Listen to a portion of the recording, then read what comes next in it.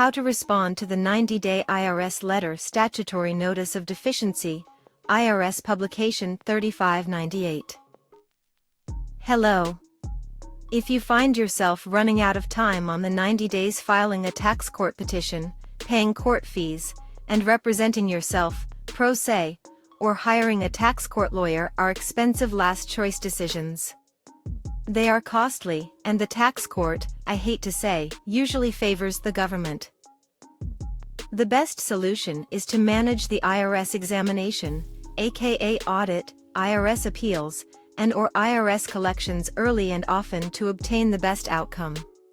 The problem with the 90-day letter is that it is an uphill battle to change the proposed assessment amount, and the IRS may not respond to the request. If left unchallenged, the assessment will proceed to IRS collections, and collections will assume the amount is correct. If the amount in the 90-day letter is incorrect, and you have the documentation and tax authority backing your position, IRS examination, appeals, and/or collections will want to settle the case. When the average taxpayer does nothing about the 90-day letter, there may not be extra time left to arrive at a resolution with the IRS examination. Subsequently, if the taxpayer fails to timely file the tax court petition, the taxpayer's options become limited, and resolution becomes more expensive. Many cases settle in IRS appeals before the tax court hearing date. Resist going to tax court. Before going to tax court, if you petition, they'll assign it to the IRS appeals as a docketed case, and you can settle there. Try to work with the IRS, but if the 88th day comes, you must petition the tax court to preserve your rights. Petitioning in tax court is more manageable than it sounds. The tax court petition transfers a taxpayer's file to appeals from anywhere in the IRS system. The court first sends the file to IRS appeals to be worked out. Suppose you can settle with IRS before the petition files.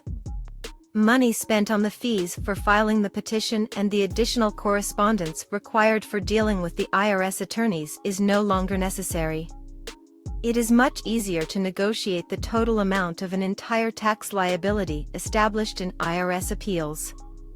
At this point, the IRS appeals officer can deal directly with the situation rather than spend time on the phone with IRS examination, IRS customer services, and IRS collections.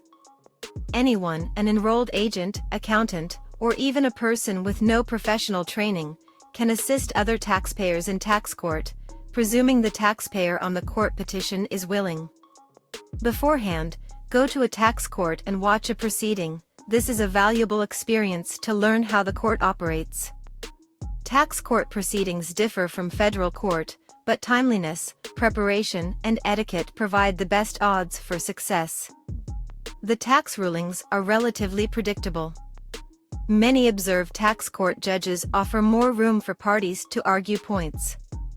Filing a tax court petition is an excellent tool for buying more time to prepare the necessary documents to prove the assessment should not occur. You will likely have 6 months after you file the petition before you even hear from an IRS appeals agent.